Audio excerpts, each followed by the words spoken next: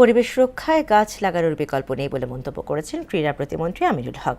সকালে রাজধানীর বিভিন্ন শিক্ষা প্রতিষ্ঠানে বৃক্ষরোপণ কর্মসূচির উদ্বোধন করে তিনি বলেন, 5 বছরে 25 কোটি গাছের চারা রোপণ করবে সরকার।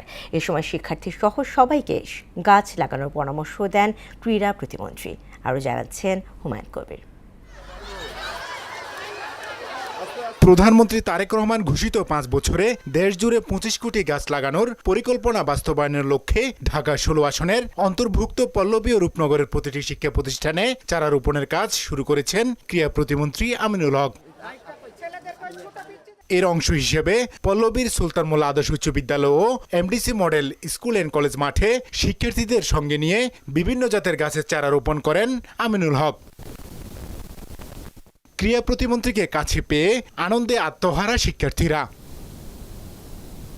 এ সময় পরিবেশের ভারসাম্য রক্ষায় শিক্ষার্থীদের পাশাপাশি অভিভাবক সহ সবাইকে একটি করে গাছ লাগানোর আহ্বান জানান আমিনুল হক। তোমরা তোমাদের বাসার সামনে, বাসার আঙিনায় কিংবা তোমরা যেখানে বসবাস করো সেই স্থানে আমরা একটি করে গাছ লাগাতে চাই।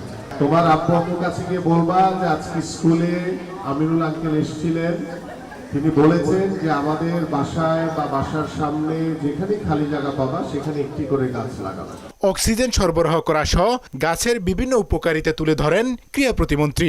পরিবেশের ভারসাম্য রক্ষা করার জন্য গাছের কোনো বিকল্প নেই। গাছ আমাদেরকে অক্সিজেন দেয়, সেই গাছ থেকে স্বস্তি বা সুন্দর নিঃশ্বাস নিতে পারি। একটি সুন্দর পরিবেশের নিঃশ্বাস নেওয়ার মধ্য দিয়ে আমরা যাতে আমাদের জীবনকে আরো সুন্দর করে তুলতে পারি। প্রধানমন্ত্রী তারেক রহমানের নেতৃত্বে নিরাপদ সবুজ বাংলাদেশ গড়ে তোলা হবে বলেও জানান ক্রীড়া প্রতিমন্ত্রী আমিনুল হক। মাননীয় প্রধানমন্ত্রী যে চিন্তা ভাবনা রয়েছে, তার যে নির্দেশনা রয়েছে, আমরা সেই নির্দেশনাগুলো ইনশাআল্লাহ পূরণ করতে পারব। হুমায়ুন কবির, মোহনা সংবাদ, ঢাকা।